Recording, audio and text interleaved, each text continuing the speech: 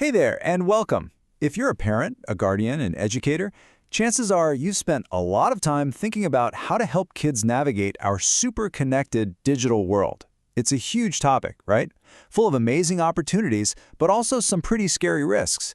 Today, we're going to dive into a really powerful new way of thinking that helps make sense of it all.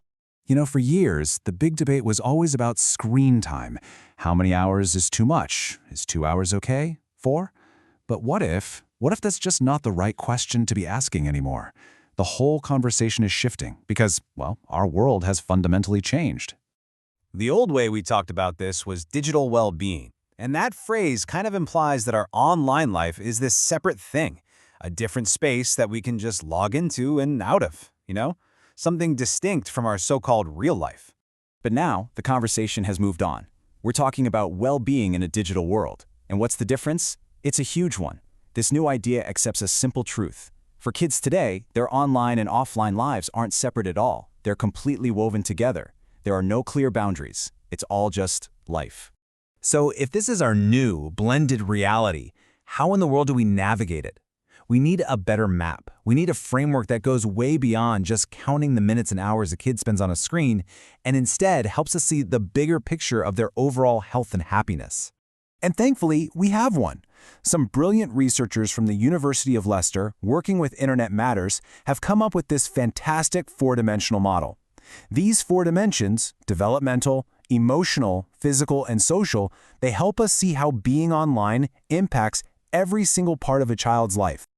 Okay, so first up is developmental well-being. This is all about growth, learning, and expanding the mind. It's about how kids use technology to build critical thinking skills, to learn things they'd never encounter otherwise, and even to get ready for the future by becoming digitally competent. And right away, you can see how this gets complicated. The digital world offers these incredible opportunities for development. Access to literally all of human knowledge.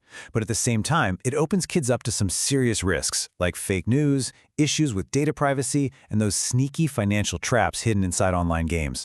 Let's move on to the second dimension, emotional well-being. This is all about our inner world. It's how we build resilience, how we learn to cope with stress, and how we find ways to be creative and express who we are. And it's not about avoiding bad feelings, it's about learning how to navigate them.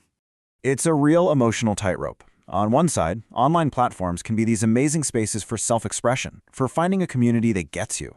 But on the other side, they expose us to things like doom scrolling, which just ramps up our anxiety, or those constant, unrealistic comparisons that can really do a number on our self-worth. It's a very delicate balance. The third dimension, physical well-being, brings us right back into our bodies. This one's all about making sure our digital habits are actually supporting our physical health, not hurting it. And this covers everything from getting enough exercise to getting enough sleep. And the trade-offs here are so direct. Sure, technology can give us health apps that get us out for a run, which is great, but it can also lead to what researchers call displacement. That's where time spent sitting with a screen literally pushes out time for healthy physical play. And don't even get me started on the sleep disruption from that late-night blue light. And finally, we have social well-being. We're social creatures, right? We need connection. This dimension is all about how we connect with other people, how we take part in communities, and how we build and maintain positive relationships, both online and off. So on the one hand, online tools can be an absolute lifeline for keeping up with friends and family, or for finding a community of people like me when you feel alone. But of course, they also open the door to really serious dangers like cyberbullying, exploitation, and that constant nagging fear of missing out, FOMO, which ironically can make us pull away from people even more. Okay, I know what you might be thinking. This four-dimensional framework, it sounds great in theory, but maybe a little abstract. So let's look at an incredible, real-world example of how these ideas are being put into practice on a massive scale, inside India's education system. So in 2020, India launched this absolutely revolutionary national education policy. The big idea was to move away from the old system of just memorizing facts for a test and move towards a much more holistic, flexible, student-focused way of learning. And here it is. This is the aha moment. When you actually map the core principles of India's new policy, they align perfectly with our 4 dimensions of well-being. A focus on emotional intelligence, that's emotional well-being. Recognizing multiple intelligences, skills in art, music, movement, that hits on both developmental and physical well-being.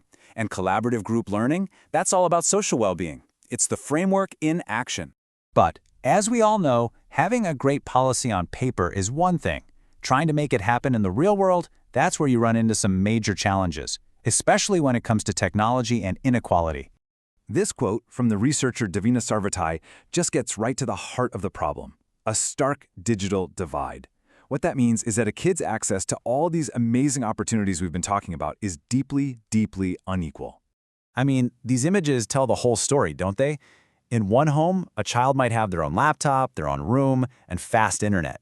But in another home, maybe just a few miles away, you might have an entire family sharing a single smartphone with a very limited data plan. How can their opportunities for well-being ever be the same? So, what's the big lesson here? What can we all take away from this? The insights from this framework and the challenges we've just seen can help all of us, no matter where we live, build a much better digital future for our kids. I think the most important lesson is that this is not just a problem for parents to solve on their own. It can't be. It's a shared responsibility. Families have to foster open conversations. Educators need to teach digital citizenship. Tech companies have a fundamental duty to design safer products, and governments have to create policies that close that digital divide to give everyone a fair shot. Which really leaves us with this final, crucial question. It's not enough for our kids to just survive online. We need to create an environment where every single child has the tools, the support, and the access they need to truly thrive. So the question is, what role are you going to play in making that a reality?